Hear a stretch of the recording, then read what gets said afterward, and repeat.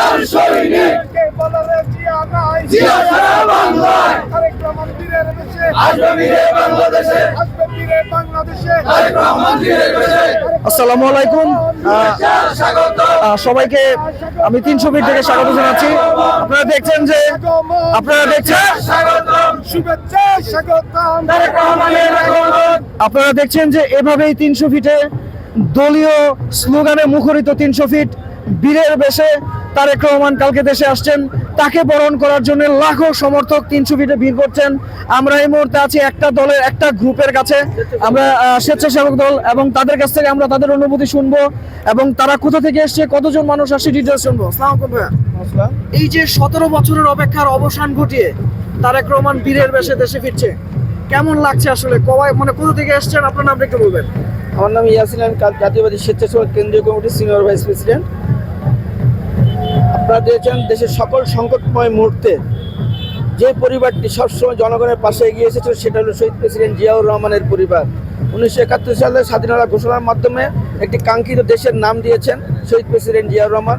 90 স্বৈরাচার বিরোধী আন্দোলনে দেশনেত্রী বেগম খালেদা জিয়া তার রূপ দিয়েছেন এবং জুলাই আগস্টের প্রত্যক্ষ পরিচালনার মাধ্যমে জুলাই আগস্টের ছাত্র জনতার গণ অভ্যুত্থানে যে নেতাটি সবচেয়ে বেশি নির্যাতিত জুলুমের শিকার হয়েছে সেটি হলো তারেক রহমান নেতৃত্ব দিয়েছেন।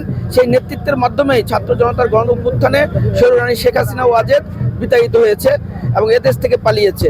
জনগণের যে প্রত্যাশা স্বাধীনতার পরে, সেই প্রত্যাশা আমরা দেখতে পারি শুধু শহীদ প্রেসিডেন্ট জিয়াউর রহমানের আমরা তা দেখেছি এবং আমরা বুঝতে পেরেছি যে শহীদ প্রেসিডেন্ট জিয়াউর রহমান একমাত্র দেশপ্রেমিক এবং তার পরিবারই দেশপ্রেমিক। আপনারা দেখেছেন আমাদের দেশনেত্রী বেগম খালেদা জিয়াকে একটি মিথ্যা মামলা দিয়ে তাকে কী পরিমাণ নির্যাতন করেছে। আমাদের শত শত ভাইকে গুম খুন পঙ্গুত্ব বরণ করছে এবং জুলাই আগস্টে দেখেছেন শেখ হাসিনা ওয়াজেদ কী পরিমাণ জুলুম চালিয়েছে।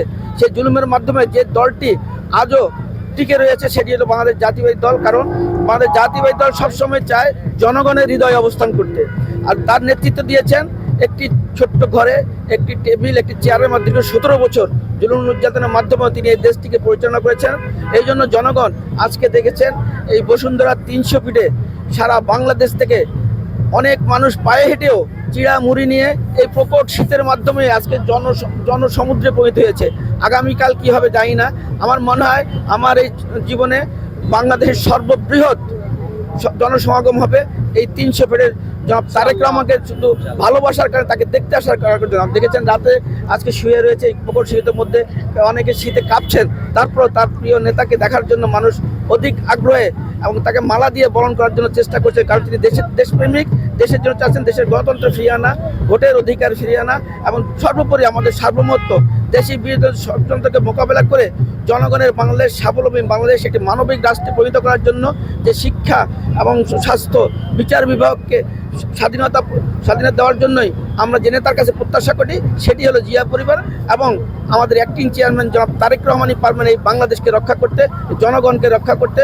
জনগণের প্রত্যাশা অনুযায়ী বাংলাদেশকে একটি সবার আগে বাংলাদেশ যে স্লোগানটি দিয়েছিলেন এর আগে স্লোগানে টেক ব্যাক বাংলাদেশ, অর্থাৎ শহীদ প্রেসিডেন্ট জিয়াউর রহমানের সেই শাসন আমলটা ফিরিয়ে আনার জন্য জনগণ উদ্গ্রীব হয়ে আছে। ইনশাল্লাহ তার নেতৃত্বে বাংলাদেশ একটি নতুন সূর্য দেবে। সেই সূর্যেই আমরা এগিয়ে, সেই সূর্যকে উদিত হওয়ার পরেই সেই মানবিক রাষ্ট্রে পরিণত করে ইনশাল্লাহ আমরা জনগণের দল হিসাবে সারা জীবন টিকে থাকবো।